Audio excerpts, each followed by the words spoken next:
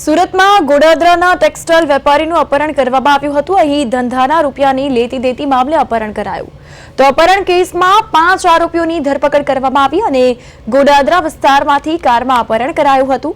Dindoli Madhuram circle પાસેથી પોલીસે વેપારીને બચાવ્યો હતો તેમજ મુખ્ય આરોપી સહિત 5ની ધરપકડ કરાઈ છે। ફરિયાદી દિવાકર તિવારી અને આરોપી પિયુષ અગ્રવાલ ટેક્સટાઇલ પેકેજીસના ધંધા સાથે સંકળાયેલ હતા। તો સુરતની આ ઘટના કે જ્યાં વેપારીના અપહરણનો મામલો પ્રકાશમાં આવ્યો છે, પોલીસે 5 આરોપીઓની ધરપકડ કરી ગોડાદરા વિસ્તારમાંથી અપહરણ કરાયું હોવાનું સામે આવ્યું છે।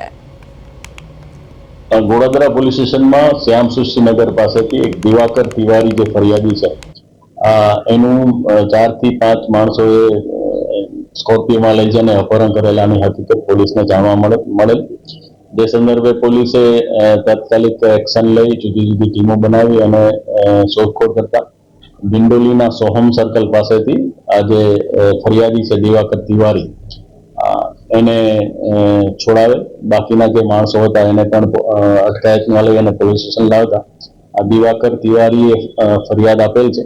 એ સંદર્ભે દિવાકર તિવારી અને એક છે પિયુષ અગ્રવાલ, જે બંને પેકેજિંગનું કામ કરતા હતા ટેક્સટાઇલમાં, બંનેને પૈસાની લેતી દેતીનો મામલો હતો। એ સંદર્ભે જે આરોપી નંબર 1 છે પિયુષ અગ્રવાલ, એને ફોન કરી અને શ્યામ સૃષ્ટિ પાસે ગોડાદરા ખાતે આ જે ફરિયાદી છે એને ફોન કરીને બોલાવે। ત્યાં બોલાવતા અન્ય ત્યાં 5 થી 6 માણસો બીજા પણ હાજર હતા। એટલે એ લોકોએ એની સાથે મારામારી કરી અને એને સ્કોર્પિયોમાં બેસાડી અને ત્યાંથી લઈ ગઈ અને પોલીસે એને અટકાયત કરી અને તમામને અત્યારે સેલના સળિયા પાછળ